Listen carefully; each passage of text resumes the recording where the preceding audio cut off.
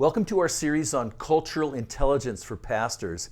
Now, cultural intelligence is probably a term you haven't heard before, but what we're talking about is the ability to be aware of and to respond appropriately to your own cultural setting and to the culture of other people as well.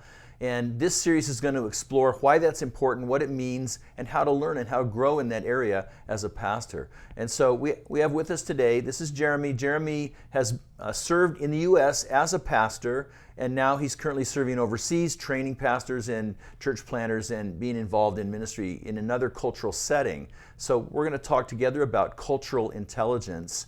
So Jeremy, in ministry, why is that important to consider this? Well, cultural intelligence, it's kind of like that sphere of study that studies everything around us. Yeah. Our culture shapes the way we think, the way we function, the way we feel, the way we respond to all sorts of different circumstances. And so understanding your culture is really, really important. And from a Christian minister's perspective, it helps me to not only know who I am, those things that have shaped me and have shaped the way that I think and all those things I just listed, but it also helps me to understand how other people, the people that I'm ministering to, function, respond to different circumstances.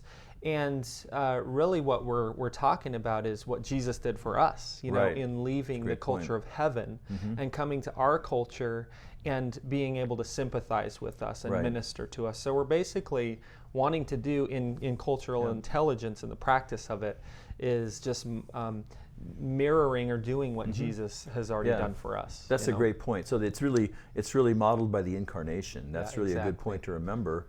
And as I reflect on ministry these days, here in the American setting, ministry has become more and more culturally diverse because the migrations of peoples and immigration and just, even microcultures. If you move from one side of the country, from the West Coast to the East Coast, you're going to be dealing with cultural differences. So all the things you mentioned, I think, are become pretty important to take into consideration to succeed and to thrive in ministry. Yeah, for sure.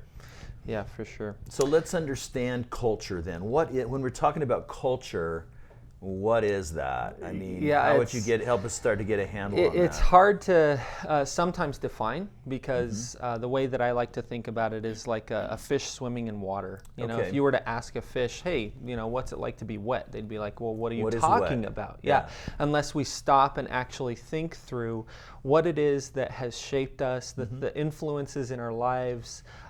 It's hard to actually describe, So when me and my family moved from the U.S. over to Eastern Europe, it wasn't actually until we left our home culture, went to this other culture, that I started to become more aware of the ways in which I had been shaped in U.S. culture and then in Utah culture specifically, which is really, it's pretty different from the rest of the U.S. Yeah.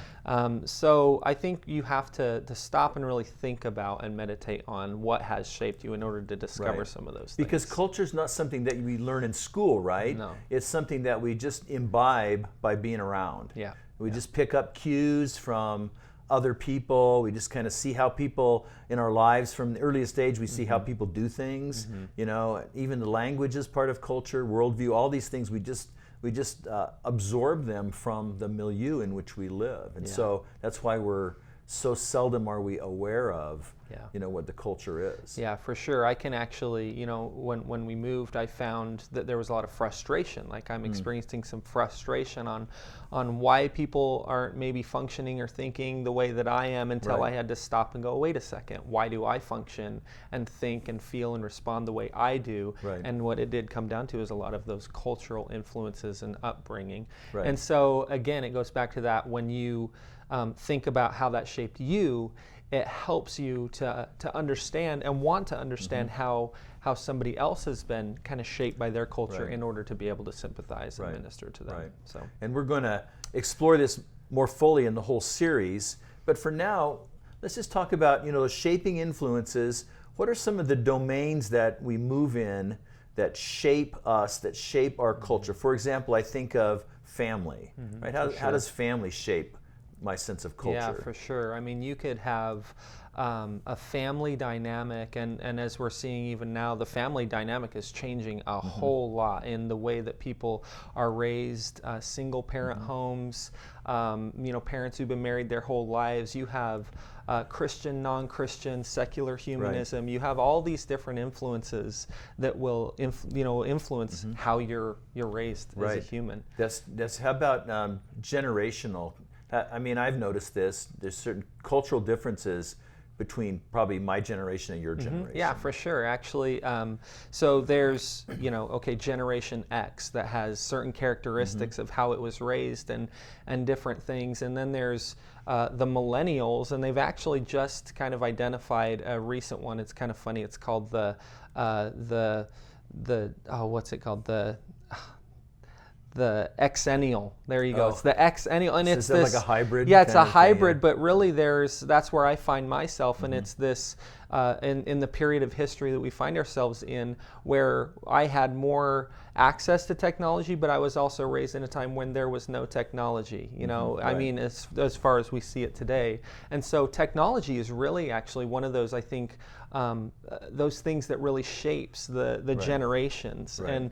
And when we understand some of those influences, it helps me to understand, the younger generation has access to things so fast and so rapidly that it helps me go, oh, well, no wonder why you're so fast paced, and it's part of your upbringing. And so if I'm younger, then in ministry, I need to understand the culture of people who are older than me. Yeah. And if I'm older in ministry, then I need to understand the culture of people who are younger than me. Yeah, exactly. That's cultural intelligence. Yeah, yep. Yeah, so churches and denominations have their own kind of culture, right? If I was raised in a church or in a denomination, that's going to shape me a certain way.